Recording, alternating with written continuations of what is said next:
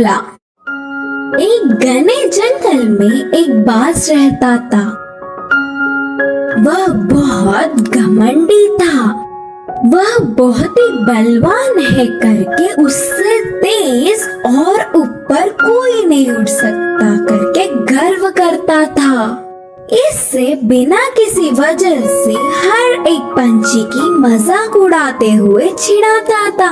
एक दिन बाज को कहीं कुछ भी सूझ नहीं रहा था, तो ऐसे ही खाली बैठकर उसे कोई तो मिलेगा ही करके इंतजार कर रहा था। तभी उस तरफ से उड़ता हुआ जा रहे पंछी को रोककर कहा, हाँ, थोड़ा बल भी नहीं है और ना ही सुंदर हो, शायद अभी उड़ना भी नहीं आता। देखो तो मेरे आंखों के सामने कोई कीड़े की कूदने की तरह लग रहा है।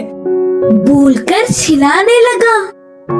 उन बातों से पंछी को बहुत गुस्सा आया और कहा, मुझे तुम्हारे जैसे आकाश में उड़ने की कोई जरूरत नहीं है।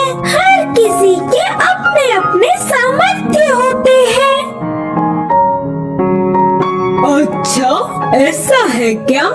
तो फिर मुझसे मुकाबला करके तुम्हारे सामर्थ्य से मुझे हराओ, देखेंगे। मुकाबले के लिए पंछी मान गई और तुरंत मुकाबला क्या है बताने को बाज ने कहा, इधर से हमारे उड़ने का मुकाबला शुरू होगा। उधर दूर के बड़े पेड़ को पार करके इधर वापस लौटने वाला ही जीतेगा। इसके लिए बाज भी मान गया। पहले से ही बाज चालबाज है करके उधर ही आसपास के सारे पक्षियाँ जज बनेंगे करके बोले। मुकाबला शुरू होने के तुरंत पंछी उड़ता हुआ हवा में जेट से चली गई। कैसे भी जीतना मुझे ही है करके बाज अपने मजबूत पंखों को फैलाकर धीरे से मुकाबले में उतरा।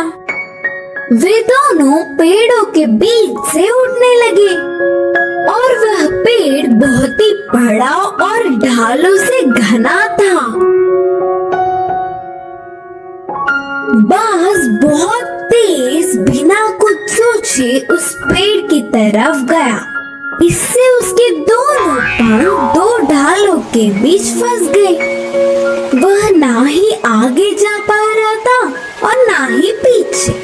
ऐसे ही बहुत देर तक तड़पने लगा। पंछी पतली सी और छोटी सी होने के कारण ढालों में घुसकर पत्तों के बीच से बाहर निकलते हुए अपने मुकाम पर पहुंच गई और मुकाबला जीत गई।